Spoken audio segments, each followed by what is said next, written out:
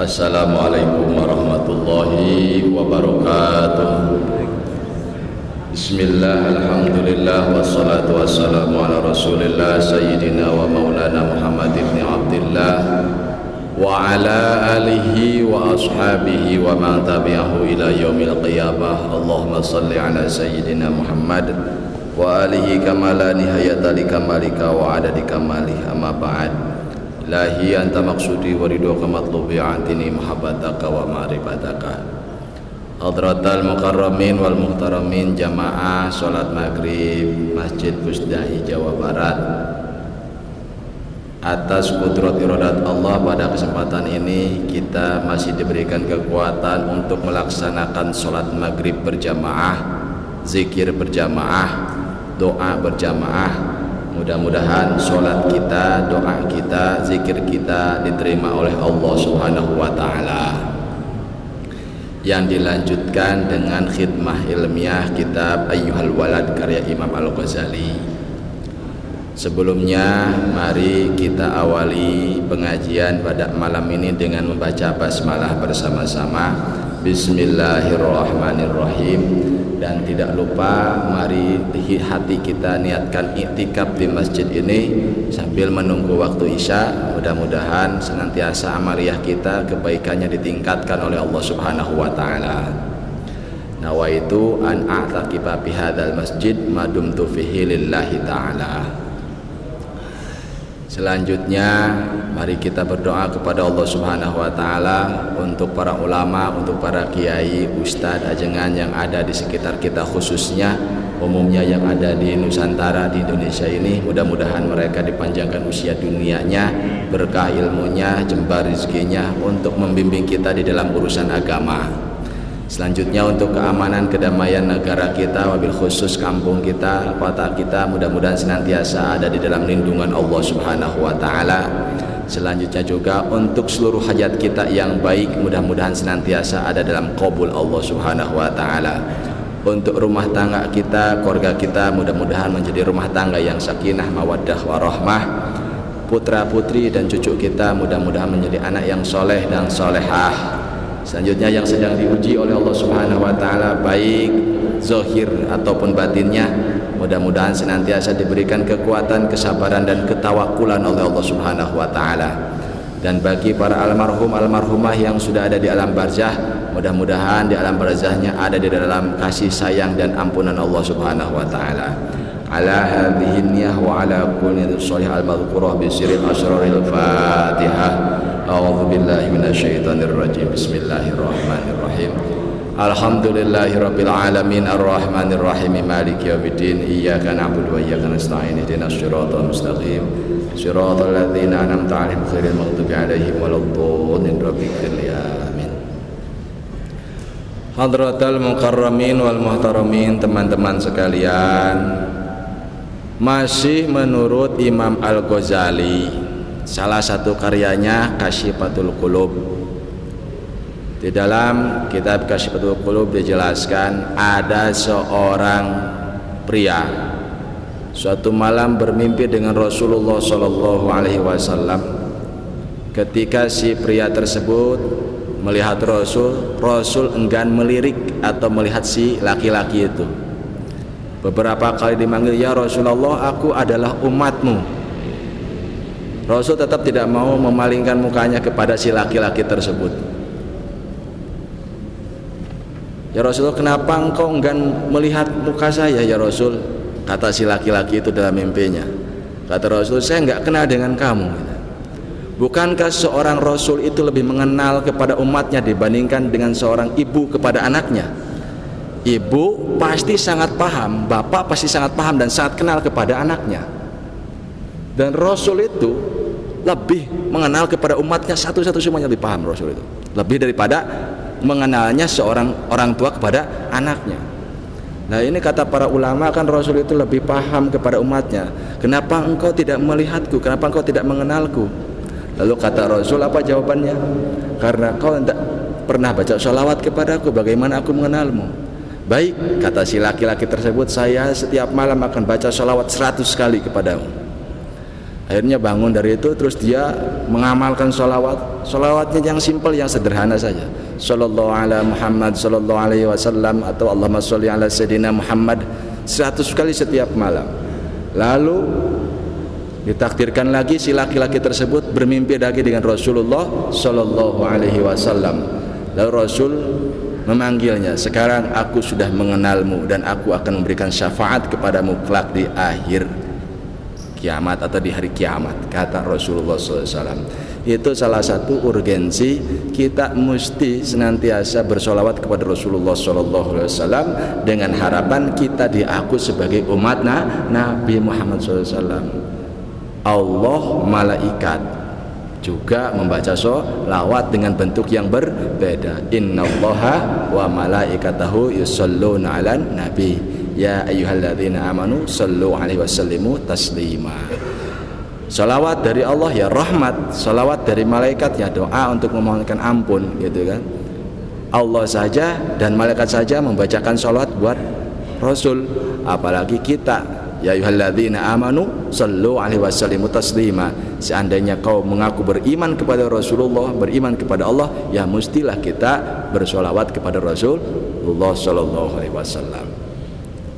Itu satu riwayat. Riwayat yang lain masih ada di dalam Kashfatul Qulub ini, kata Imam Al-Ghazali, bahwasanya ada ketika malak Jibril itu naik ke atas aras, ada seorang malaikat, ya katakanlah seorang malaikat yang dikerumuni oleh 70.000 malaikat, yang dilayani oleh 70.000 malaikat. Itu sangat rajanya malaikat mungkin, pimpinan penyangga aras. Namun pada suatu hari malaikat tersebut ditempatkan di atas gunung Qop oleh Allah Subhanahu wa taala, yang mana sayapnya patah. Sayap malaikat itu patah. Lalu malak Jibril bertanya kepada Allah, "Ya Allah, kenapa malaikat anu yang asalnya disimpan di tempat yang paling tinggi, dikerumuni oleh 70.000 malaikat, sekarang disimpan di atas gunung Qop dan sayapnya patah?" Apa jawaban Allah? Karena si malaikat anu ketika Nabi Muhammad Mi'raj melewat kepada malaikat yang nggak berdiri, diem aja, duduk aja di kursi, terusnya berdiri. Akhirnya aku hukum dia disimpan di atas gunung Qop dan patah di sayapnya patahkan satu. Yo, sampaikan kepada malaikat tersebut kalau dia ingin dikembalikan kepada tempat yang mulianya, senantiasa dia membacakan sholawat buat baginda Nabi Muhammad sallallahu alaihi wasallam.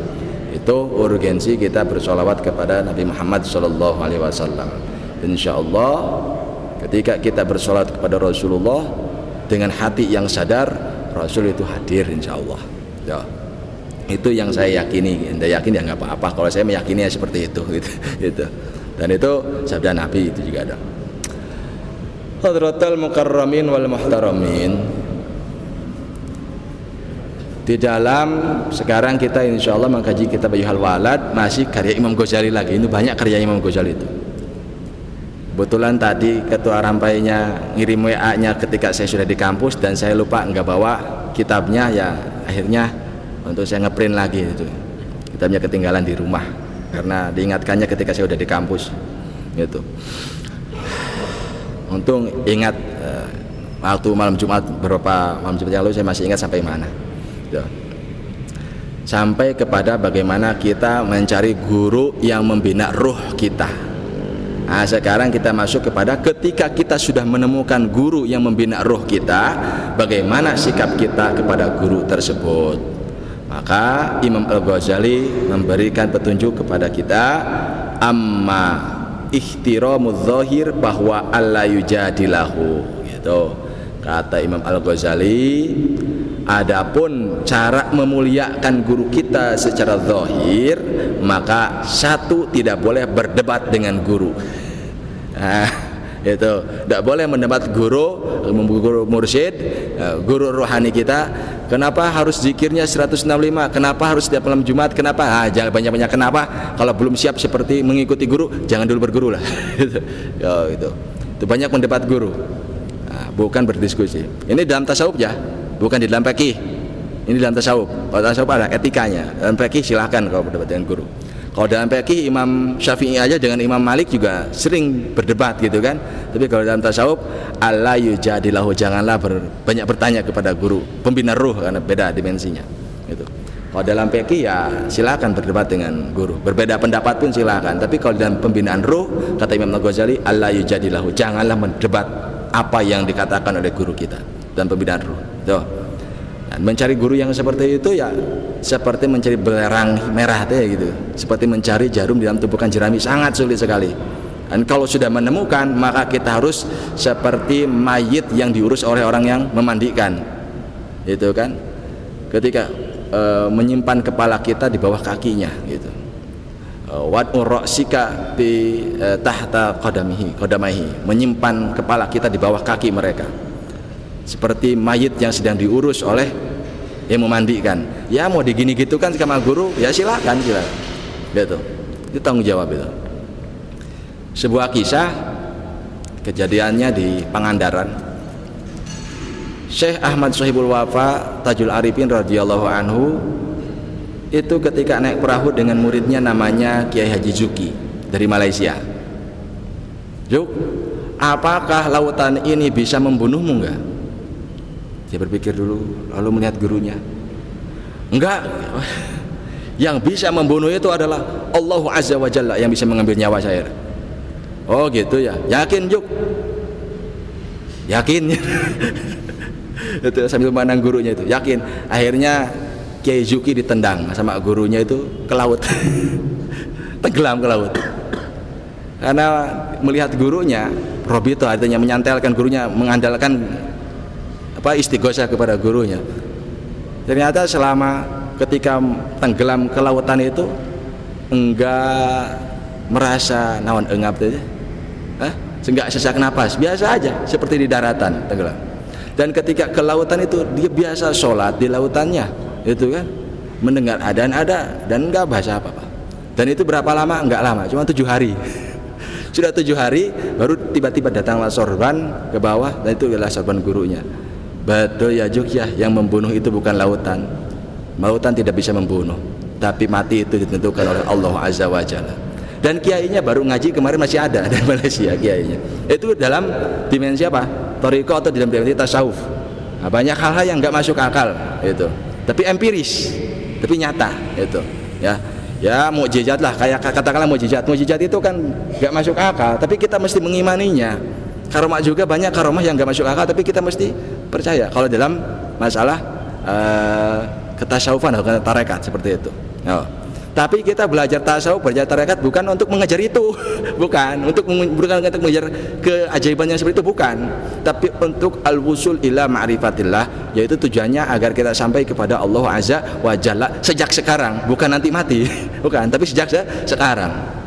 Sekali lagi, bahwa khawarikul adat bukanlah tujuan di dalam bertarekat, bukan tujuan di dalam bertasawuf. Jangan terpancing dengan hal yang seperti itu, jangan tertipu dengan seperti itu.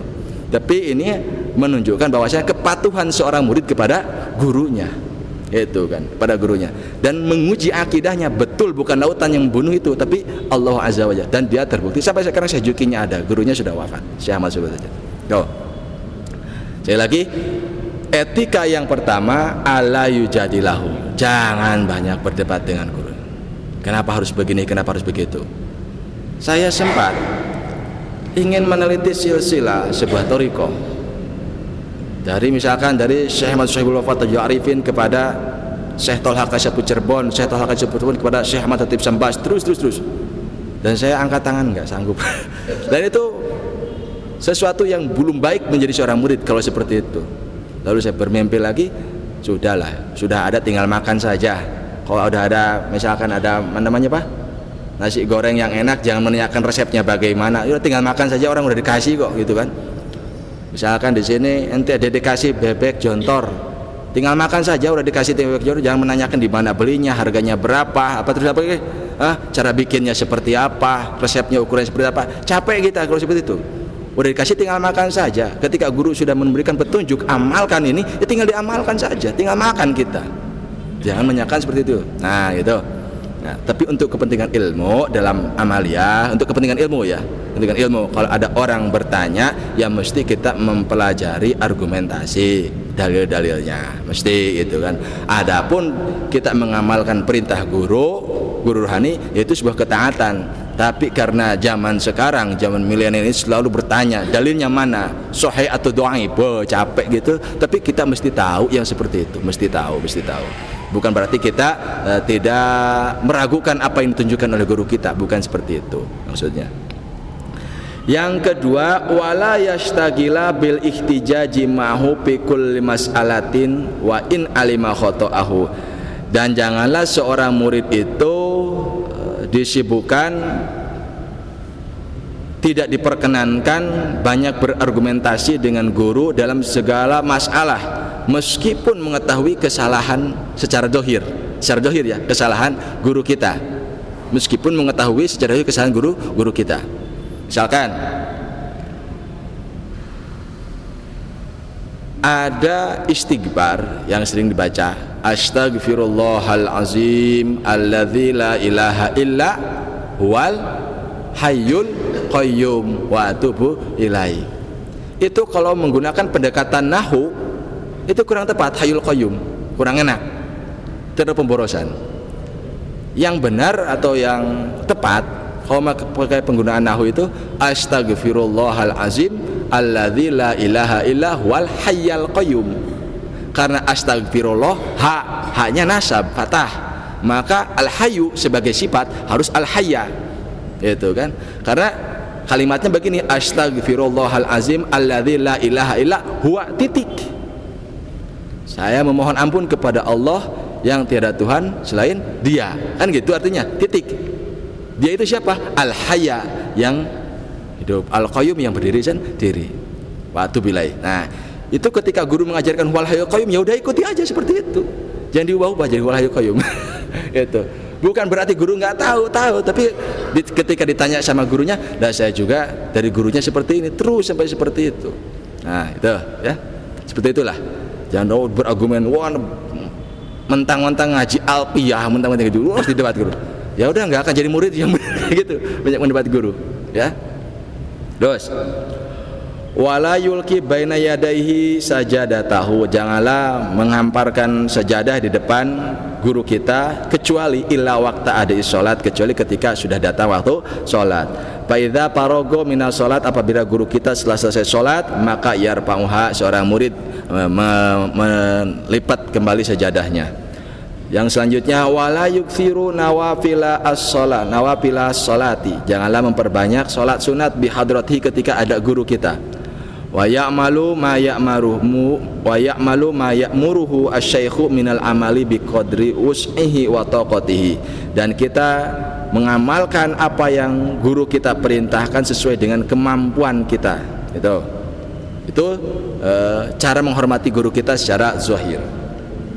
Sekarang secara batin, wa amma ihtiramul batin, dan adapun cara memuliakan guru ruhani kita secara batin, bahwa annakulla mayasma'u wa yaqbalu minhu, bahwa segala sesuatu yang kita dengar, yang kita terima dari guru kita bidzahir, secara zahir, la yunkiruhu fil batin, batin kita tidak mengingkarinya.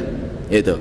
Jadi tidak meragu-ragukan apa yang guru kita berikan kepada kita, yang perintahkan kepada secara zahir, maka batin kita menerima secara logowo, dengan sedalam-dalamnya, sepenuhnya batin kita menerima, la fi'lan wala qaulan, baik perbuatan ataupun ucapannya. Itu li alla yatasima, agar kita tidak disebut bin nifaq, sebagai murid yang munafik.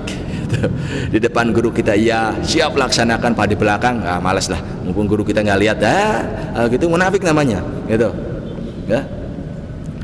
Wa illam yastati, apabila kita tidak mampu menyesuaikan dohir kita dan batin kita, yatruk suhbatahu, maka jangan dulu menemani guru kita, gitu.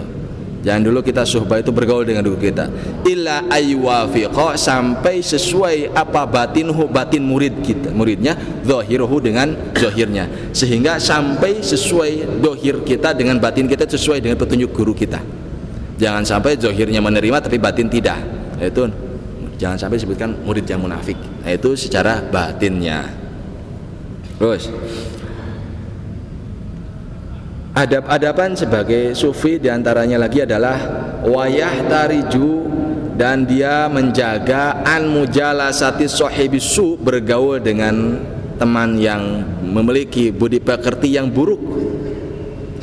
Kita jangan bergaul dengan teman yang memiliki budi pekerti yang buruk, yang akhlaknya tercela.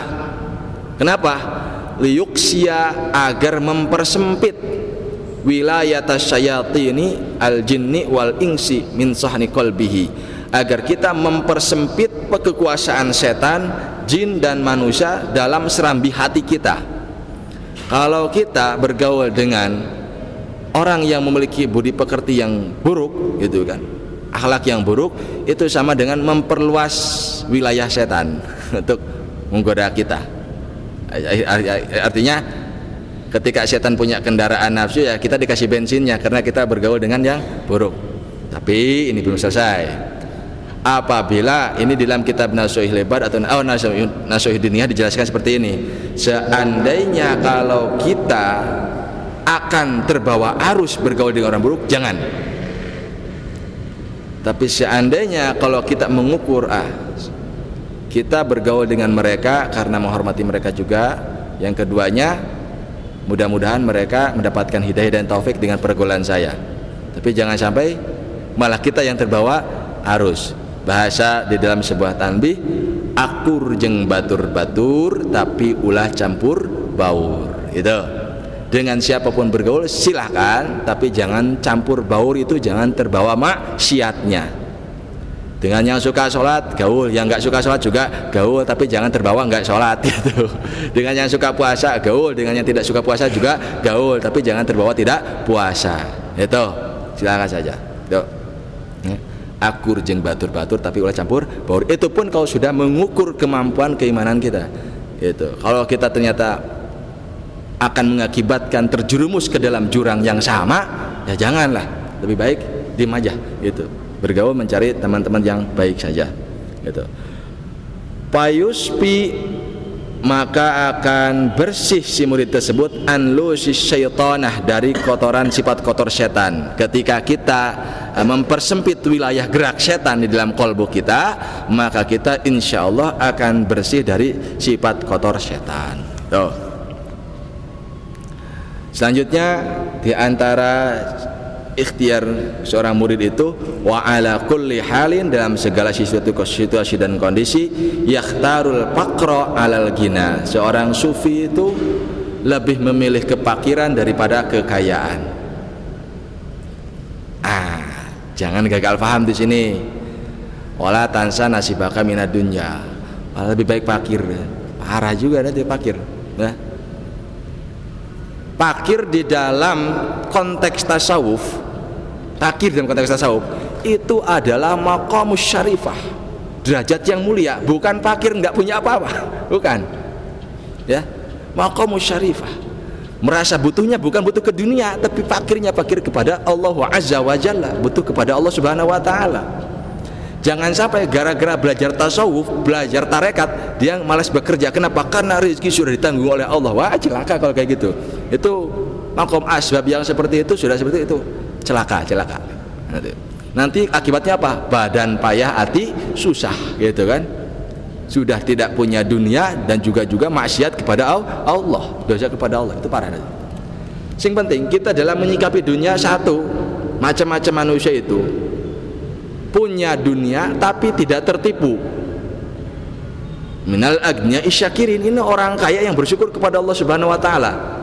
Punya dunia tapi tidak tertipu. Contoh ya Nabi Sulaiman lah. Ya, kaya. Yang kedua, tidak punya dunia, miskin, tapi dia tidak tertipu.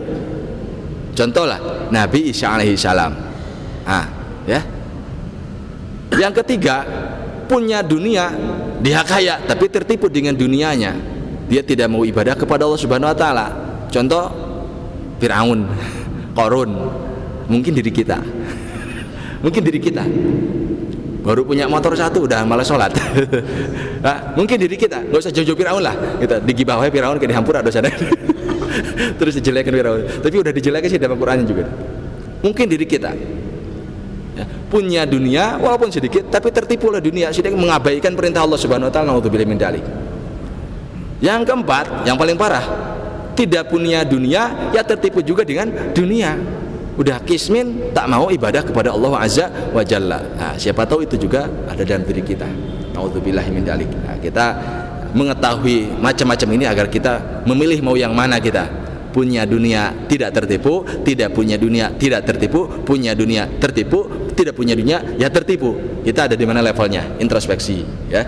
Nah, terus zuhud itu adalah tidak dimasukkan ke dalam hati, dunianya tidak dimasukkan ke dalam hati, dalam pengertian tidak jumawa ketika mendapatkan kesenangan, tidak bersedih ketika mendapatkan ujian, biasa-biasa aja ketika gagal. Itu zuhud. Atau dalam definisi yang lain, zuhud itu menggunakan kenikmatan dunia sebagai wasilah untuk ingat kepada Allah Subhanahu wa taala. Itu zuhud juga. Nah, Nabi Sulaiman juga zuhud. Kenapa? Karena tidak mengakui kerajaannya, kekayaannya adalah miliknya. Hadza min fadli Rabbi. Ini adalah karunia dari Allah Azza wa Jalla. Itu Nabi Sulaiman tidak mengakuinya. Hadza min fadli. Ini punya Allah Subhanahu wa taala, bukan punya saya. Itu zuhud yang kayak gitu. Udah kaya ya kan, sudah zahirah, tapi tidak mengakui, tidak disimpan di dalam hati kita. Lah kita hilang sendal dari masjid satu udah wah diumumkan lewat jadi berita nasional. Nauzubillah min dzalik. Ya Allah. Tapi jangan juga sendal saya, nanti harus beli lagi, ulangi nyeker. Pulang di sini diuji juga serasa hilang. Nauzubillah min dzalik. Maksudnya enggak disimpan dalam hati. Tsumma alam, terus ketahuilah olehmu wahai anakku. Ini Imam Ghazali kepada muridnya. Anna tasawwufa, sesungguhnya tasawuf itu lahu khoslatani, memiliki dua unsur. Yang pertama al-istiqamah, yang kedua wasukunu anil khalqi, yaitu tenang dalam bergaul dengan manusia. Satu istiqamah, yang kedua tenang bergaul dengan manusia. Maka di dalam nasihat Ibnu Athaillah As-Sakandari disampaikan, kun tolibal istiqomah wala takun tolibal karomah. Jadilah kamu pejuang pencari istiqomah, bukan pencari karomah. Ketika karomah sudah dapat ya dihilangkan amalia itu. Tapi kalau kita mengejar istiqomah, walaupun karomah pasti mengikuti karomah itu. Kemuliaan akan mengikuti kita. Seperti saya diceritakan, kita belajar tasawuf, belajar akhlak kepada Allah itu bukan untuk mengejar keajaiban-keajaiban yang diceritakan tadi, bukan. Bisa terbang, ngapak mega nerbos bumi gitu kan. Tidak seperti itu. Itu kadang-kadang terjadi, tapi bukan kejaran kita itu, bukan itu. Tapi sekali lagi adalah membersihkan hati kita agar Allah yang Maha Suci berkenan menyentuh kolbu kita itu. Alhamdulillah bisa gitu ya. Faman istaqoma wa ahsana khuluquhu, dan barang siapa yang istiqomah dan memperbaiki akhlaknya kepada sesama manusia, wa amalahum bil hilmi, dan dia bergaul dengan manusia dengan bijaksana, bahwa sufiyun, maka orang yang disebut dengan sufi, ya, bukan singkatan sufinya, suka film, bukan. Sufi itu orang yang istiqomah, berakhlak baik, bijaksana ketika bergaul dengan manusia. Maka Syekh Abdul Qadir Al-Jailani, sebaik-baiknya manusia menurut Allah Azza wa Jalla adalah manusia yang bagus budi pekertinya. Tuh. Tuh. Nah, itu akhlak sufi. Selanjutnya, wal istiqomatu, adapun istiqomah, yang dimaksud istiqomah itu kita dalam hal apa? Yaitu ayat dia hadza nafsihi li nafsihi, mencabut kesenangan hati kita untuk diri kita. Itu mencabut, mempenjarakan nafsu buruk kita untuk diri kita sendiri. Itu kita mengendalikan syahwat dunia kita, kita mengendalikan nafsu ammarah kita, kita menahan dari hal-hal yang diharamkan oleh Allah Azza wa Jalla. Untuk siapa? Ya untuk diri kita sendiri, bukan untuk orang lain gitu. Untuk diri kita sendiri. Itu istiqomah dalam hal itu maksudnya. Istiqomah dalam memenjarakan atau mengikat nafsu kita untuk diri kita sendiri. Itu anu matak tugunah terhadap badan orang masing-masing, etetet tapak amal perbuatanana. Yang membuat diri kita tidak nyaman ya diri kita sendiri. Maka kalaulah kita mampu mengendalikan nafsu kita agar kita nyaman, ya nyamannya buat siapa? Ya buat kita, bukan orang lain gitu kan. Nah, artinya istiqomah dalam hal mengendalikan nafsu kita, konsisten. Enaknya ya malam-malam gini ngopi pinggir jalan sambil ududan kayak gitu kah? Sambil ke apa canda-canda ngomong apa itu ya. Tapi ya kita kendalikan nafsu kita. Setiap malam Jumat kita ada pengajian, ya kita ngaji saja. Ya enaknya tiduran, apalagi pada Isya udah enak. Itu. Yang kedua, wa husnul khuluqi, dan adapun baik budi pekerti ma'anas dengan sesama manusia, yaitu ala tahmilan nas ala muradi nafsika. Artinya adalah jangan maksa orang lain harus seperti kita. Jangan maksa orang lain untuk mengikuti keinginan kita. Ya. Tapi bal tahmila nafsaka ala muradihi malam yukhalifu syar'a. Tapi kita mengikuti keinginan orang lain selama keinginannya tersebut tidak bertentangan dengan syariat. Maka di dalam kaidah fikih, dalam kitab Al-Ashbah wa Nadhair kalau tidak salah dikatakan al-isaru fil ibadah mamnu'un. Mendahulukan orang lain dalam ibadah itu dilarang, bahkan diharamkan. Makruhun, dibenci, dilarang atau dibenci. Tapi al-isar fil muamalah mandubun, mendahulukan orang lain di dalam muamalah, ya silakan, itu disunatkan. Ketika mau sholat maghrib, ya bisa di kampung nih, misalkan, tapi mudah-mudahan tidak di kampung. Ketika qomat, nggak ada moyong ke depan, emang nggak kapayun, itu mendahulukan. Tapi kalau misalkan ada kita merasa mampu untuk menjadi imam sholat, gitu kan, ya kita ke depan. Ketika jangan disurung-surung, ya silakan ke depan. Itu dalam ibadah makruh mendahulukan orang lain. Tapi kalau dalam bermuamalah disunatkan, misalkan ketika ada antrian makan, kita udah di dulu depan. Nah, kita pengennya duluan, orang lain diakhirkan. Harusnya orang lain duluan, kita akhiran, meskipun akan kehabisan. Al-isar fil muamalah mandubun, disunatkan itu dalam muamalah ya. Nah, makanya dalam hal ini akhlak seorang sufi, jangan memaksakan orang lain mengikuti keinginan kita. Kamu itu harus sholat, kamu itu bacaannya harus benar, ngaji itu wah paksakan itu, sehingga kita memutuskan. Tapi bagaimana dituntun, dituyun dengan nasihat yang lemah lembut gitu, jangan dipaksa. La ikraha fiddin. Ketika ada seorang sahabat anaknya nggak mau masuk Islam, mau dibunuh tuh anaknya sama bapaknya, lalu turunlah ayat la ikraha fiddin, tidak ada paksaan di dalam beragama gitu. Ya kita bagaimana cara berdakwah, ya bercara dakwahnya amar ma'ruf nahyi mungkar bil ma'ruf. Kita berdakwahnya dengan cara yang baik lagi, jangan dipaksa-paksa, bukan diawali dengan kebencian, tapi diawali dengan kasih sayang. Karunya ting itu kan, candai sholat, karunya ting, jangan bisa ngaji, tapi kudu naong kada diri orang gen sok sholat cang-cang tu diterima ku Gusti Allah, orang gen sok ngaji cang-cang tu diterima ku Gusti Allah, kan gitu bener. Itu ulah waka ayeuna nempok ke batur goreng, da urang ge alus teh cang-cang tu diterima, batur mah goreng teh pas akhir hayatnya jadi alus, urang mah alus teh pas hayat jadi goreng. Naudzubillah min dzalik gitu Bapak.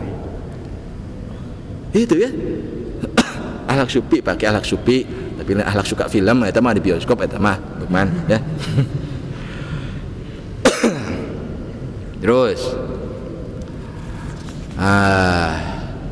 summa innaka sa'altani anil ubudiyati. Terus kau bertanya kepadaku muridku tentang sifat seorang hamba, sifat penghambaan.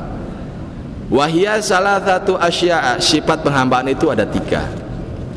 Ahaduha, salah satunya muhafadzatu amri syar'i, yaitu menjaga perintah syara. Dalam pengertian kita tidak melalaikannya. Itu sifat seorang hamba. Ya, bukan menantang. Udah adzan, zuhur, ya besok juga ada lagi zuhurnya. Itu bukan sifat seorang hamba. Ketika sifat seorang hamba, ketika ada kumandang adzan langsung dia lari. Ya kan? Ada orang yang udah tidak sholat, ini profesor juga tinggi ilmunya, mungkin sementara waktu hatinya sedang jalan-jalan dulu atau tersesat dulu, tidak sholat kurang lebih 3 tahun, lalu ingin silaturahmi kepada seorang kiai namanya Syamsul Tajudin. silakan ke Masjidil Rahmi. Tidak akan saya perintah sholat kok, nggak akan saya perintah sholat. Nah, datanglah si profesor tersebut, dia datang, tenang Prof, kalau mau main ke sini main saja, saya tidak akan suruh sholat. Jangankan saya, Rasul aja disuruh sholat oleh Allah, apalagi saya. Tiba-tiba kumandang azan zuhur, Prof mohon izin ya, saya mau sholat dulu, sudah diperintahkan oleh Allah. Bukan muadzin yang merintahkan itu, muadzin hanya sebagai asbab saja, sebagai muadzin saja. Akhirnya apa yang dilakukan? Sekarang saya mau sholat lagi, tuh. Jadi bukan dengan emosi ketika orang melihat orang yang nggak mau sholat. Tenang saja, saya nggak akan perintah kau sholat kok. Yang perintah sholat itu Allah. Hanya bangun aja ngajak biasa lah gitu. Yang perintah itu siapa? Allah, bukan Rasul, bukan Ustadz, bukan Kiai, tapi Allah Azza wa Jalla yang perintah sholat itu. Kita ditugaskan untuk menyampaikan dan mengajak, bukan menyadarkan. Jangan maksa-maksa orang untuk sadar, nggak akan bisa sampai kapanpun, nggak akan bisa. Gitu. Kita hanya ikhtiar, laisa 'alaika hudahum walakinnallaha yahdi may yasha. Tugasmu bukan menyadarkan orang, tapi tugasmu adalah menyampaikan dan mengajak. Selesai. Sampai kapannya? Sampai mati ngajaknya. Tapi dengan cara yang baik ngajaknya. Menyampaikan dengan cara yang baik, bukan cara yang baik itu ingin menyampaikan kebenaran tapi dengan menjelekkan orang lain. Nah itu mah artinya 50-50 ya, lunas. Enggak ada nilai baiknya kalau kayak gitu ya. Seimbang baik dan buruknya ya. Ya, menjaga perintah syara. Wasaniha, dan sifat seorang hamba itu ar-ridau bil qada'i wal qadari wa qismatillahi ta'ala, yaitu ridho akan ketentuan dan takdir Allah Azza wa Jalla dan bagian yang Allah berikan kepada kita. Itu ya, dikasih segini alhamdulillah, dikasih segitu juga alhamdulillah, gitu ya. Itu sifat seorang hamba. Siap-siap saja diberikan berapa saja bagiannya. Wasali suha, dan yang ketiganya sifat seorang hamba itu adalah tarkur ridoi nafsika bi tolabi ridho illahi ta'ala, yaitu meninggalkan ridho kepada diri kita, meridhoi nafsu kita untuk mencari ridho Allah Azza wa Jalla. Ridhonya nafsu buruk kita itu ya tinggalin sholat. Ridhonya nafsu kita itu yang buruk ya gitu, kita dagang maling-maling atau dagangnya dengan cara yang curang. Ridho nafsu kita gitu. Ridho nafsu kita yang mendapatkan duit dengan cara yang tidak halal, itu ridho nafsu kita. Nah, kita menahan, meninggalkan untuk meridhoi nafsu kita untuk mencari ridho Allah Azza wa Jalla. Tuh, itu sifat seorang hamba pada Allah Azza wa Jalla. Sami'na wa ata'na, siap laksanakan dan siap menerima dan siap mengendalikan nafsu kita untuk mencari ridha Allah Azza wa Jalla. Wa sa'atani anit tawakkul, dan engkau bertanya kepadaku tentang tawakul. Apa itu tawakul? Antas tahkima i'tiqadaka billahi ta'ala bima wa'ada, yaitu memperkokoh keyakinanmu kepada Allah atas apa yang telah Allah janjikan kepada kita, yakni tak takidu annama kudirolaka saya silu ilaika la mahalata. Anda memiliki keyakinan apa yang telah ditakdirkan oleh Allah untukmu pasti akan sampai kepadamu, tidak akan ada yang menghalangi. Sebagaimana dalam doa sering baca maghrib, Allahumma la mani'a lima ataita wa la mu'tiya lima manata wa la rada lima qadaita wa la yanfa'u jadi minkal jad. Itu doa itu. Kebaikan yang sudah Allah takdirkan, kodokan kepada kita pasti sampai kepada kita walaupun ribuan orang menghalangi itu kepada kita. Tapi sebaliknya, wa in jahada kullu man fil alami ala sarfihi anka, ketika takdir kebaikan itu sudah rezeki sudah ditakdirkan oleh untuk kita, meskipun seluruh manusia di alam semesta ini menghalanginya, tidak akan pernah terhalangi, pasti akan sampai kepada kita. Sebaliknya, wa ma lam yuktab laka la yasila ilaika, dan sesuatu yang tidak dibagikan untukmu, yang tidak dicatat untukmu, tidak akan sampai kepadamu. Wa in sa'adaka jami'ul alam, meskipun seluruh makhluk dalam semesta membantumu agar itu sampai kepadamu, tidak akan pernah sampai. Nah, muncullah pertanyaan, kita tak pernah tahu bagian kita. ya, kita nggak pernah tahu. Gitu. Ketika sudah takdir itu baru tahu. Kita nggak pernah tahu kodok kita, takdir baru tahu. Nah, kita menerima takdir itu. Yang kita tahu itu apa? Kita hanya tahu untuk ikhtiar mencari yang lebih baik, tapi tidak bisa menentukan menjadi lebih baik. Kita hanya ikhtiar saja. Gitu. Ya. Selanjutnya, itu tawakul ya. Tawakul itu memiliki keyakinan apapun segala sesuatu itu ditentukan oleh Allah Azza wa Jalla. Tawakul. Tapi tidak meninggalkan ikhtiar. Kalau meninggal ikhtiar namanya itu tatawakulan, palsu itu tawakulnya. Kenapa motor nggak dikunci leher? Tenang, saya sudah tawakul kepada Allah Azza wa Jalla. Itu tidak boleh yang seperti itu. Itu bahkan di dalam kitab Nasihatul Diniyah diharamkan yang seperti itu. Kenapa kamu ndak bekerja? Ya nanti juga nasi datang sendiri, datang ke sini kasih. Nah, itu tidak baik, tidak baik. Kalau harusnya diharamkan seperti itu. Mesti kita bekerja. Nah, Rasulullah Shallallahu Alaihi Wasallam ketika pulang dari perang Tabuk dekat juru kota Madinah, melihat seorang tukang batu, tukang pengrajin batu, itu tangannya itu kapalan, kasar, hitam, terbakar panasnya matahari. Mungkin kalau kayak amplas, nggak usah pakai amplas, pakai tangannya aja, saking kasarnya. Rasul bertanya, kenapa tanganmu sampai sekasar itu? Ya Rasulullah, saya ini adalah orang fakir miskin. Meskipun saya fakir miskin, tetap saya bekerja dan saya menjual batu ini ke kota untuk menafkahi anak dan istri saya. Lalu Rasul itu mengambil tangannya lalu dicium. Hadhihi yadun la yamassuhan nar. Inilah tangan yang tidak akan pernah tersentuh api neraka. Itu. Hadhihi yadun la yamassuhan nar. Inilah tangan yang tidak akan pernah tersentuh api neraka. Jadi menafkahi anak dan istri itu berkahnya luar biasa. Jihad fisabilillah. Ada seorang yang pandai bekerja rajin melewat ke depan Rasul dan para sahabat. Ya Rasulullah, si fulan itu tukang kerjanya giat. Seandainya kalau kerja itu jihad, ya akan lebih baik ya. Lalu Rasul menjawab apa? Kalau dia bekerja untuk menafkahi anak yang masih kecil, anaknya masih kecil, maka itu jihad fisabilillah. Kalau untuk menafkahi orang tuanya, itu fisabilillah aja. Itu. Jadi menafkahi anak itu jihad. Nah, jangan bawa bom lah, capek. Udah nafkahi istri yang bener. Jangan yang bawa bom, janganlah. Jangan. Sakit itu. Udah salah, nggak diterima ya. Itu dibungkus dalam konteks jihad. Aduh, jihad di Jalan Tamrin ini apa ya? Ya Allah, jangan. Ya. Udah jihadnya nafkahi anak istri yang bener, ya.